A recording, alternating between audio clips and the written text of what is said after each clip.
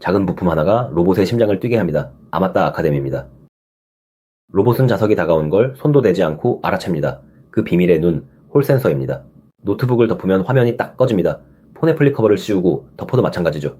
그런데 이상합니다. 뚜껑은 화면에 직접 닿지 않았습니다. 버튼을 누른 것도 아닙니다. 그런데 기기는 뚜껑이 닫혔다를 정확히 압니다. 어떻게 할까요? 비밀은 아주 단순합니다. 뚜껑 안쪽에는 손톱보다 작은 자석 하나가 숨어 있습니다. 그리고 본체에는 그 자석이 가까이 다가온 순간을 조용히 알아채는 작은 눈이 박혀 있습니다. 닿지 않아도 자석의 존재만으로 압니다. 오늘 이야기의 주인공이 바로 이 눈입니다. 이름은 홀 센서. 로봇이 자석을 느끼는 방법을 지금부터 풀어보겠습니다. 자석에는 눈에 보이지 않는 힘의 공간이 둘려 있습니다. 이 공간을 자기장이라고 부릅니다. 우리는 이걸 이미 여러 번 봤습니다. 나침반 바늘이 아무도 건드리지 않았는데 저절로 한 방향으로 돌아가 멈추는 것, 종이 위에 철가루를 뿌리고 아래에 자석을 대면 가루가 저절로 곡선 무늬를 그리며 줄지어 서는 것, 그 곡선이 바로 자기장의 모양입니다. 눈에는 안 보이지만 분명히 힘이 흐르고 있는 공간이죠. 문제는 사람이 이 자기장을 직접 볼 수 없다는 겁니다. 그래서 필요한 게 통역사입니다. 홀 센서는 이 보이지 않는 자기장을 우리가 다룰 수 있는 전기 신호, 즉 전압으로 바꿔주는 작은 통역사입니다. 여기가 오늘의 핵심입니다. 왜 자석이 오면 전압이 생기는지 그 속을 들여다봅니다. 아주 얇은 판 하나를 떠올려 봅니다. 이 판에 전기를 흘리면 전자라는 작은 알갱이들이 판을 따라 곧게 한 방향으로 흐릅니다. 물이 수로를 지나듯 나란히 흐르죠. 이때 판의 넓은 면에 자석을 수직으로 가까이 댑니다. 그러면 곧게 가던 전자들이 갑자기 한쪽 벽으로 쏠려 붙습니다. 좁은 복도를 걷는 사람들 옆에서 강한 바람이 불면 다들 한쪽 벽에 밀려붙는 것과 똑같죠. 전자가 한쪽에 몰리면 그쪽은 반대쪽은 양이 됩니다. 그래서 판 양옆에 아주 작은 전압차가 생깁니다. 이게 홀 전압입니다. 1879년 에드윈 홀이 발견해 홀 효과라 부릅니다. 그럼 이 전압으로 무엇을 알 수 있는지 봅니다. 크게 두 가지입니다. 첫째, 자석의 세기입니다. 자석이 셀수록 또 가까울수록 전자가 옆으로 쏠리는 정도가 커집니다. 바람이 셀수록 사람들이 벽에 더 세게 붙는 것과 같죠. 쏠림이 커지면 홀 전압도 그만큼 커집니다. 그래서 전압 크기만 재면 자기장이 얼마나 센지 숫자로 알 수 있습니다. 둘째, 극입니다. 어느 극을 판에 들이대느냐에 따라 전자가 쏠리는 방향이 정반대로 바뀝니다. 방향이 반대면 전압의 부호도 뒤집힙니다. 그래서 전압이 플러스인지 마이너스인지만 봐도 지금 온 게 N극인지 S극인지까지 구분할 수 있습니다. 홀 센서는 크게 두 종류로 나뉩니다. 성격이 완전히 다릅니다. 하나는 디지털입니다. 정해둔 문턱보다 자석이 가까워지면 딱 켜지고 멀어지면 꺼집니다. 중간은 없습니다.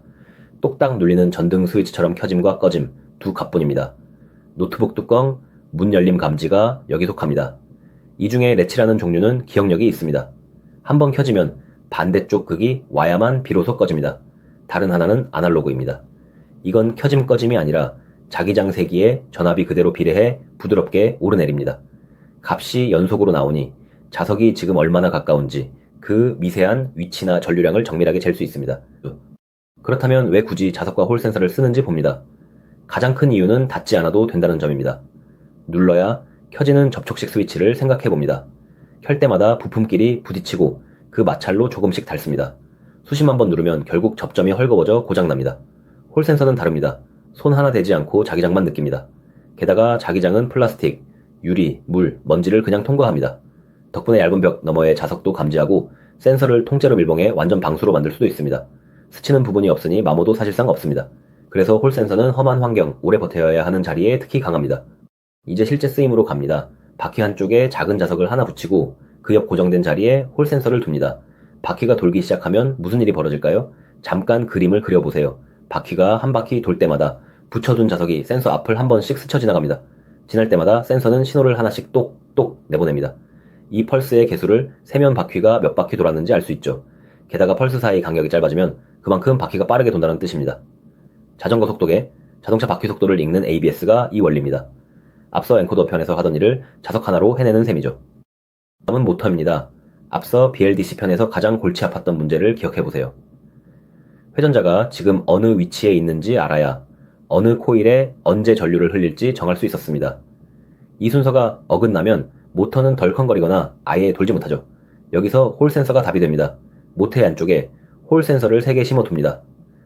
회전자에 붙은 연구자석의 N극과 S극이 돌며 각 센서 앞을 지날 때마다 새 센서가 회전자가 어디쯤 맞는지 직접 읽어냅니다. 그래서 어느 코일에 전류를 줄 차례인지 정해자막이지 맞출 수 있죠. 그 결과가 부드럽고 힘있는 회전이고 이거를 센서드 방식이라 부릅니다. 이번엔 전류입니다. 전선에 전류가 흐르면 그 둘레에는 반드시 자기장이 함께 생깁니다. 전류가 지나가는 흔적처럼 눈에 안 보이는 자기장이 전선을 감싸고 도는 거죠. 전류가 셀수록 이 자기장도 강해집니다. 여기서 아이디어가 나옵니다. 전선을 자르거나 회로에 끼어들 필요 없이 그 옆에 홀 센서만 가만히 대는 겁니다.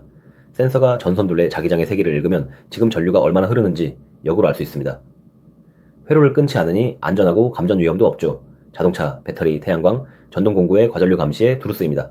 앞서 BMS 편의 전류 감시가 바로 이 방식입니다. 홀 센서는 위치와 각도를 재는데도 뛰어납니다. 세기에 비례하는 아날로그 홀과 자석을 짝지으면 어디에도 닿지 않는 무접점 손잡이가 됩니다. 자석과 센서의 거리나 각도가 바뀌면 전압이 그대로 따라 변하기 때문이죠. 자동차에서 엑셀 페달을 얼마나 밟았는지, 운전대를 얼마나 돌렸는지, 게임 조이스틱이 어느 쪽으로 기울었는지, 무접점 볼륨 다이얼을 어디까지 돌렸는지, 이 모두를 자석의 움직임을 읽어 알아냅니다. 예전에는 이런 걸 접촉식 저항, 포텐쇼미터로 쟀습니다. 하지만 그건 내부 접점이 쓸수록 긁혀 닳고 값이 튀었죠. 홀은 서로 닿지 않으니 이런 마모가 없어 사실상 반영 구적으로 씁니다.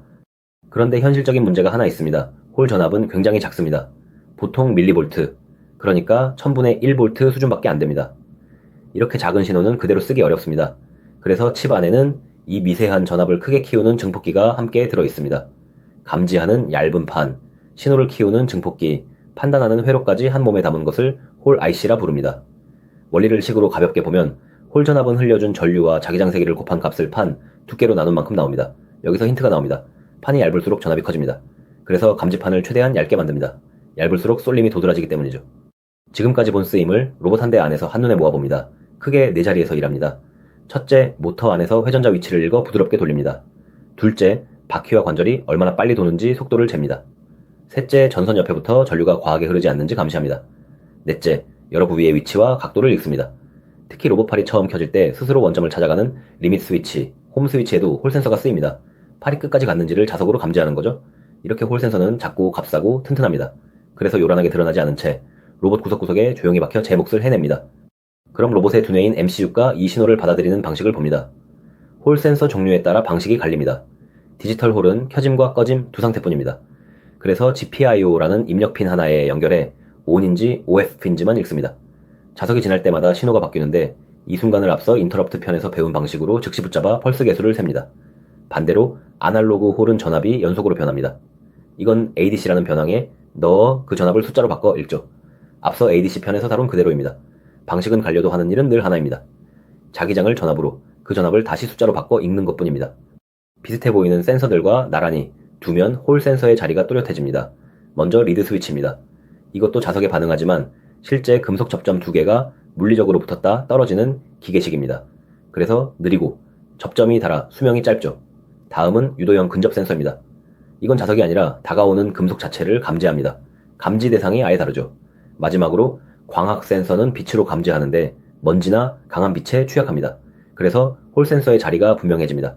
자석을 느껴야 하고 빠르고 오래 버텨야 하며 닿지 않아야 하는 자리, 바로 그 자리가 홀 센서의 몫입니다.